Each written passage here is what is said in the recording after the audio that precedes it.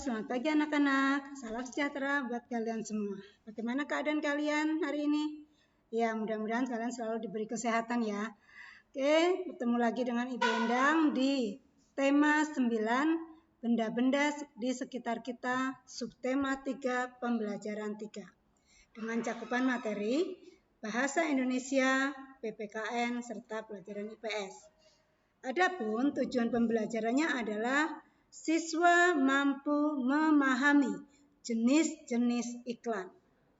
Kedua, siswa mampu mengimplementasikan perilaku yang mengindahkan persatuan dan kesatuan.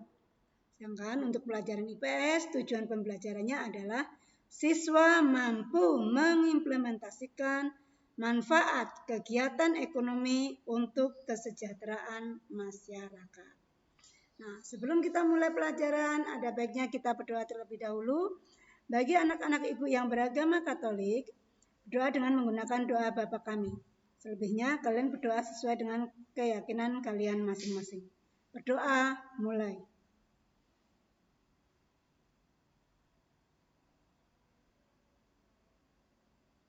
Berdoa, selesai. Oke, kita mulai pelajaran pertama, yaitu bahasa Indonesia. Nah, masuk dalam jenis-jenis iklan. Nah, berdasarkan jenisnya, iklan dibedakan menjadi 3, yaitu iklan pengumuman, iklan penawaran, dan iklan layanan masyarakat. Di semester 1 kita sudah pernah belajar mengenai jenis iklan. Jadi Ibu ini hanya mengingatkan kembali anak-anak ya. Nah, apa itu iklan pengumuman? Iklan pengumuman adalah iklan yang memberitahukan ya atau mengumumkan tentang sesuatu. Nah, tujuannya adalah untuk menarik perhatian masyarakat umum mengenai suatu informasi berupa pengumuman. Nah, contohnya, kita lihat contohnya. Nih, contoh iklan pengumuman. Nih ya. Ada iklan berita duka. Nah, ini adalah mengumumkan tentang adanya berita duka, ya. Kemudian ada contoh iklan pengumuman yang lain yaitu reuni akbar. Nah, ini juga mengumumkan. Ya, mengumumkan tentang adanya reuni yang akan diadakan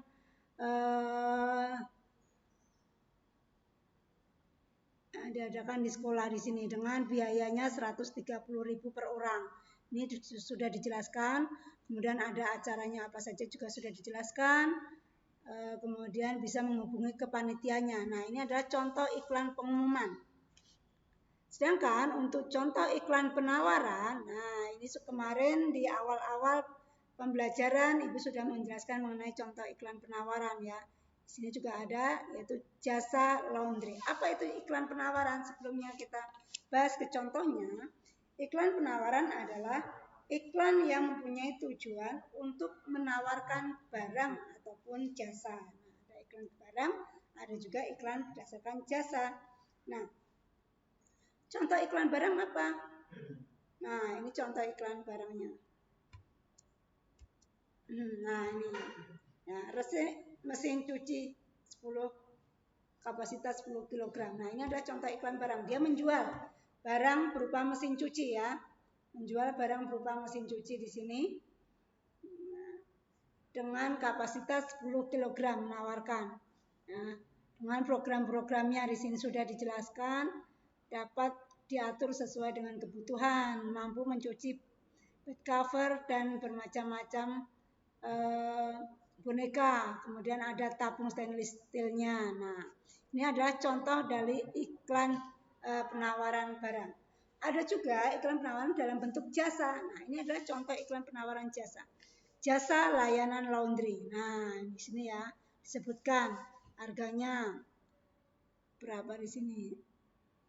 8.000 per kilogram, ada 15.000 per kilogram, ada 20.000 per kilogram. Nah, dengan gambar-gambar yang menarik. Tujuannya apa di sini? Kenapa gambarnya menarik? Supaya orang-orang tertarik dan ingin mencoba meminta jasa layanan laundry baju tersebut ya. Nah, ada lagi satu lagi contoh jenis iklan, yaitu adalah iklan layanan masyarakat. Nah, ini contohnya di sini. Nah, contoh iklan apa itu iklan layanan masyarakat. Di awal semester 2 Ibu sudah jelaskan juga mengenai contoh iklan layanan masyarakat. Jadi iklan layanan masyarakat adalah iklan yang mempunyai tujuan untuk memberi penerangan dan pencerahan mengenai sesuatu kepada masyarakat. Nah, biasanya iklan ini diterbitkan oleh suatu lembaga, pemerintah, atau instansi, atau swasta juga bisa ya. Nah, ini contohnya nih. Nah, ini hidup rukun cermin budaya bangsa Indonesia. Misalnya ini dalam lembaga-lembaga sosial ya, lembaga pemerintahan. Ada lagi juga nih, ayo kita dukung Germas. Nah, ini juga contoh dari iklan layanan masyarakat dari pemerintah nih biasanya ya. Nah, Kementerian Kesehatan nih. Ini lakukan aktivitas fisik minimal 30 menit setiap hari. Makan buah dan sayur setiap hari, periksa kesehatan secara rutin. Nah, ini adalah contoh dari iklan layanan masyarakat yang biasanya diterbitkan oleh lembaga pemerintahan atau instansi-instansi tertentu. Ya. Nah, ini adalah penjelasan Ibu mengenai jenis-jenis iklan. Jadi ini Ibu ingatkan lagi mengenai iklan, dulu sudah pernah di semester 1 ya. Oke, selanjutnya kita akan masuk ke pelajaran berikutnya, yaitu pelajaran PPKN dengan judul Perilaku yang Mengindahkan Persatuan dan Kesatuan. Oke, nah, persatuan dan kesatuan. Kata dasar dari persatuan dan kesatuan itu adalah satu, yang artinya utuh, tidak terpecah belah. Ya, nah, apa artinya di sini? Nah, arti dari persatuan dan kesatuan adalah bersatunya macam-macam corak yang beraneka ragam menjadi satu kedaulatan yang utuh. Artinya berbagai macam atau beragam suku, bangsa, agama, semua bersatu dalam satu kedaulatan yang utuh, yaitu negara kita, negara Indonesia. Nah, persatuan itu didorong untuk mencapai kehidupan yang bebas dalam wadah negara yang merdeka, seperti yang sudah Ibu sebutkan, yaitu negara Indonesia. Apa sih manfaat dari adanya persatuan dan kesatuan itu? Nah, manfaatnya sebenarnya banyak, Nak. Tetapi Ibu hanya sebutkan 3 di sini secara garis besarnya saja ya. Yang pertama, terwujudnya kehidupan yang serasi, selaras, dan seimbang. Dengan adanya persatuan, ya, setiap masyarakat, setiap individu bisa terjadi kehidupan yang serasi, selaras, dan seimbang. Tidak terjadi pertengkaran, selalu tolong-menolong. Nah, ini arti dari serasi, selaras, dan seimbang.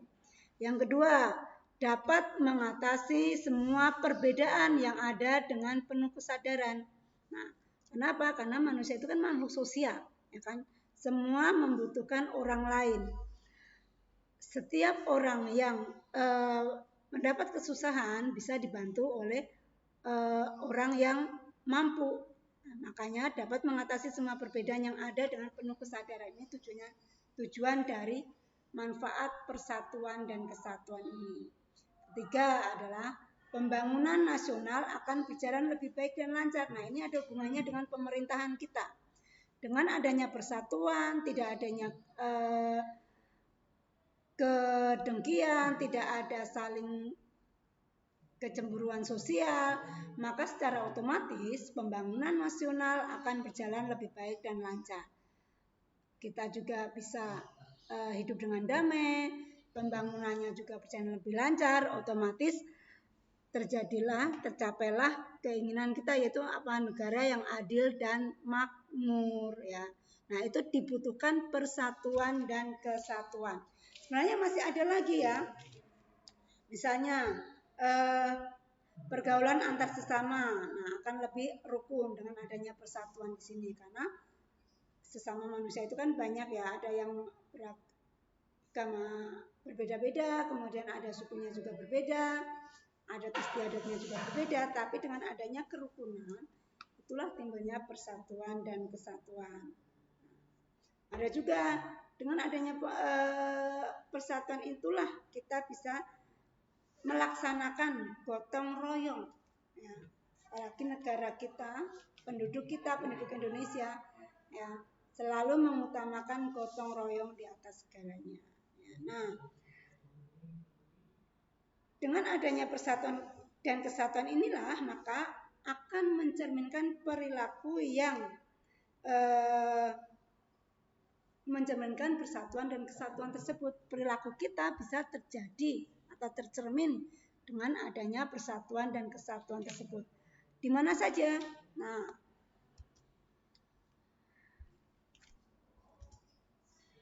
perilaku yang mengindahkan persatuan dan kesatuan dapat diterapkan di lingkungan keluarga, sekolah, masyarakat, dan negara.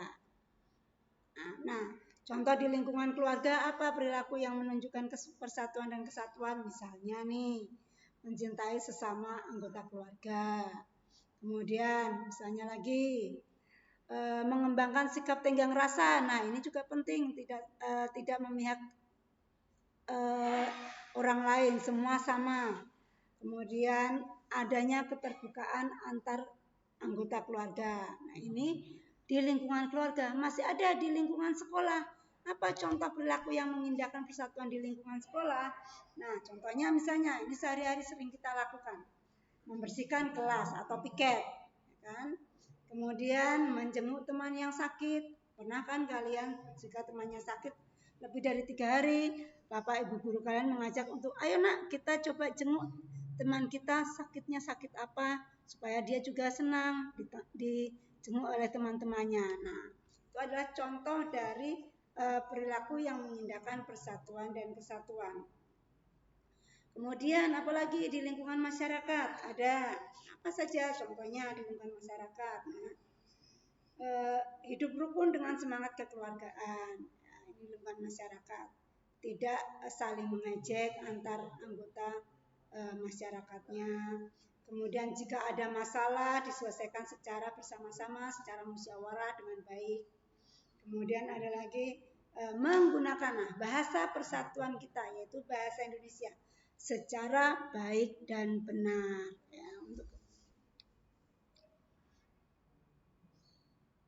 Kemudian ada lagi mengadakan bakti sosial di lingkungan masyarakat. Ini juga untuk merekatkan persatuan dan kesatuan antar masyarakat di lingkungan tersebut.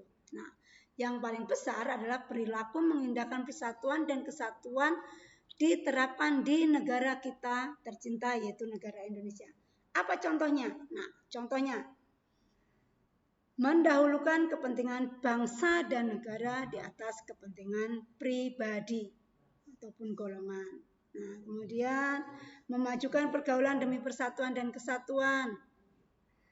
Memberikan kesempatan nih kepada sesama suku bangsa untuk memperkenalkan kesenian daerahnya.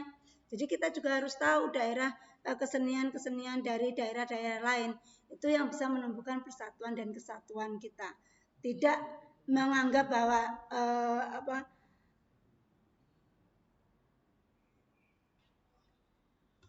suku bangsa, kemudian daerah kita itu yang paling baik sendiri, tidak ya. Kita harus menghargai suku bangsa dari suku-suku dari negara Indonesia ini ya. Kemudian ada lagi memberikan kesempatan yang sama kepada semua daerah untuk mengembangkan kebudayaan daerah lainnya. Memberikan kesempatan yang sama. Nah, jadi bukan hanya suku Jawa saja yang boleh menjadi presiden misalnya, suku lain bisa, ya kan? Atau misalnya memberi kesempatan kepada suku lain atau agama lain, penganut agama lain untuk misalnya menjadi kepala daerah ya. Jadi ini semua dilakukan untuk kesatuan dan persatuan tanpa harus membeda-bedakan agamanya, membeda-bedakan sukunya, membeda-bedakan adat istiadatnya, karena kita semua adalah satu keluarga, yaitu keluarga Indonesia. Kita lanjut. Nah, ada contoh perilaku yang mengindahkan persatuan dan kesatuan, ada juga perilaku yang tidak mencerminkan persatuan dan kesatuan. Apa saja contohnya? Pertama, misalnya ini Ibu hanya sedikit ya, Ibu kasih contohnya ya. Tidak mempedulikan terhadap keadaan lingkungan sekitar, cuek ya. Tidak mau tahu dengan lingkungan sekitarnya. Sebelahnya tetangganya miskin, tidak mempunyai apa-apa, kamu masa bodoh. Nah, itu adalah contoh perilaku yang tidak mencerminkan persatuan dan kesatuan. Mementingkan diri sendiri dan tidak mau bekerja sama. Misalnya, hanya gara-gara, saya akan kerja dari pagi sampai sore, pagi sampai malam. Saya tidak sempat. Nah, itu juga tidak bagus. Ya, untuk kehidupan kita berbangsa dan bernegara. Kemudian contoh lagi yang tidak mencerminkan persatuan dan kesatuan adalah hanya berteman. Nah, ini hanya berteman dengan warga atau yang seagama atau sesuku saja. Nah, ini juga tidak boleh, ya. Kita mempunyai ragam budaya yang bermacam-macam. Adat, istiadat, suku, antar golongan itu semua harus saling bekerja sama, harus saling bersatu supaya kita tidak dijajah seperti dahulu lagi, ya. Nah, ada lagi yang terakhir, contoh perilaku yang tidak mencerminkan persatuan. Misalnya nih, biasanya di daerah-daerah ya, kalau di kota besar ini sekarang sudah jarang ada ronda ya. Tidak mau ikut ronda karena alasan sibuk. Nah, ini biasanya daerah-daerah masih selalu ada ronda malam. Ini tujuannya bukan hanya untuk membuat kerukunan saja atau menjaga lingkungannya saja, tapi digunakan juga untuk apa? Untuk terjadinya silaturahmi, terjadinya hubungan kekerabatan, terjadinya hubungan saling menjaga persatuan dan kesatuan. Ini salah satu dari tujuan ronda malam tersebut. Jadi bukan sekedar untuk menjaga keamanan saja ya. Ini jadi masih sangat banyak tujuan yang harus dicapai dalam ronda malam itu. Nah, ini adalah contoh-contoh perilaku yang tidak mencerminkan persatuan dan kesatuan. Sampai di sini mengerti anak-anak ya? Oke, kita akan lanjut ke pelajaran berikutnya, yaitu pelajaran ilmu pengetahuan sosial atau IPS dengan materi manfaat kegiatan ekonomi untuk kesejahteraan masyarakat. Nah, kegiatan ekonomi merupakan kegiatan yang dilakukan manusia untuk memenuhi kebutuhannya. Ya, ingat ya ini ya. Jadi kegiatan ekonomi adalah kegiatan yang dilakukan untuk memenuhi kebutuhannya, yang dilakukan oleh masyarakat. Nah, kegiatan ekonomi dapat dibedakan menjadi 3, yaitu produksi, konsumsi, dan distribusi. Ini juga sudah pernah Ibu jelaskan dan dijelaskan oleh Ibu guru yang lain ya. Nah, kita akan bahas satu persatu mengenai produksi, konsumsi, dan distribusi. Tetapi Ibu ingatkan, kelangsungan kegiatan ekonomi tadi, yaitu distribusi, produksi, dan konsumsi, akan mempengaruhi peredaran uang, peredaran barang, dan jasa untuk memenuhi kebutuhan masyarakatnya. Makanya produksi, konsumsi, dan distribusi itu harus selalu beriringan. Oke, kita mulai dari kegiatan produksi terlebih dahulu. Ya. Nah, apa itu produksi? Produksi adalah kegiatan yang bertujuan untuk menambah nilai guna suatu barang atau jasa. Nah, tujuannya apa? Tujuannya adalah untuk memenuhi kebutuhan manusia supaya meningkatkan kemakmuran. Nah, kemudian juga bisa menghasilkan barang atau jasa. Dengan produksi, kita bisa menghasilkan barang dan jasa. Kita juga bisa mendapat keuntungan, kita bisa mendapatkan uang, kita juga bisa mendapatkan alat memuas kebutuhan. Artinya apa?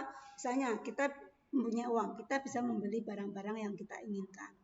Itu hasil dari produksi tersebut. Jadi tujuannya adalah menghasilkan barang dan jasa. Dengan adanya menghasilkan barang jasa, kita mendapatkan keuntungan serta sebagai alat pemuas kebutuhan. Nah, dengan alat pemuas kebutuhan itulah kita bisa memenuhi kebutuhan kita sehari-hari. Nah, orangnya masih ingat, orang yang produksi disebut apa? Iya, produsen. Jadi ini untuk mengulang kembali ya Nak ya. Kita lanjut yang kedua adalah distribusi.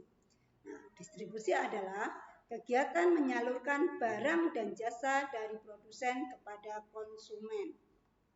Nah, tujuannya apa? Tujuan dari distribusi adalah ada 3. Yang pertama, memperlancar penyaluran barang atau jasa itu kepada konsumen.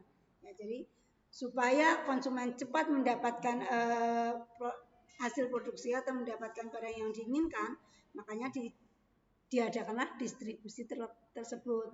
Kemudian menyalurkan barang atau jasa dari produsen kepada konsumen. Dan yang ketiga adalah meningkatkan upah atau keuntungan bagi pelaku distribusi. Nah, ini tujuan dari adanya distribusi tersebut. Lanjut, kita masuk ke konsumsi. Nah, tadi ada produksi, distribusi, dan ini adalah yang terakhir yaitu konsumsi. Apa itu konsumsi? Konsumsi adalah kegiatan yang bertujuan untuk mengurangi atau menghabiskan nilai guna barang atau jasa tersebut. Nah, orang yang melakukannya disebut dengan konsumen. Apa tujuan dari konsumsi ini? Kegiatan konsumsi ini tujuannya adalah memenuhi kebutuhan hidup dan menjaga kelangsungan hidup. Nah, maksudnya apa? Dengan kita mengkonsumsi barang, kita bisa memenuhi kebutuhan hidup kita. Ya, kita butuh makan, kita mengkonsumsi, kita membeli beras, misalnya membeli bahan makanan. Ya, kita punya uang, kita gunakan uang kita untuk membeli barang tersebut. Itu tujuan dari adanya konsumsi tersebut. Nah, baik kegiatan produksi, distribusi, dan konsumsi itu sangat mempengaruhi kesejahteraan masyarakatnya. Jadi ini selalu berhubungan, selalu saling berhubungan satu dengan yang lain. Nah, dengan adanya itulah makanya kegiatan ekonomi makin maju kegiatan ekonomi, maka makin tinggi kesejahteraan masyarakatnya. Ya, jadi saling berhubungannya ini ya.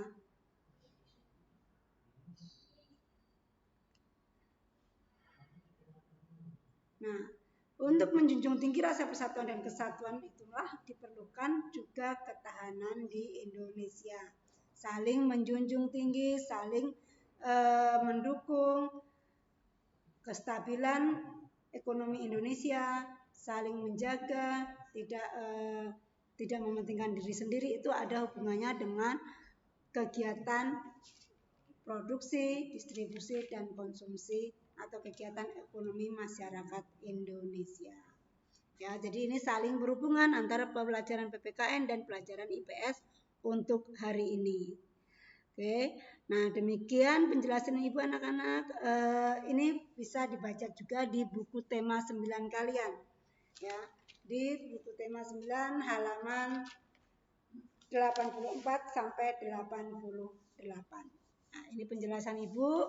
Semoga mudah dipahami. Ini sudah sering dilakukan, dijelaskan berulang-ulang. Sekian penjelasan Ibu atau video pembelajaran Ibu hari ini. Semoga bisa diterapkan dalam kehidupan kalian sehari-hari dan kalian bisa memahaminya kembali. Oke, sekian, terima kasih. Tetap jaga kesehatan kalian. Sukses selalu.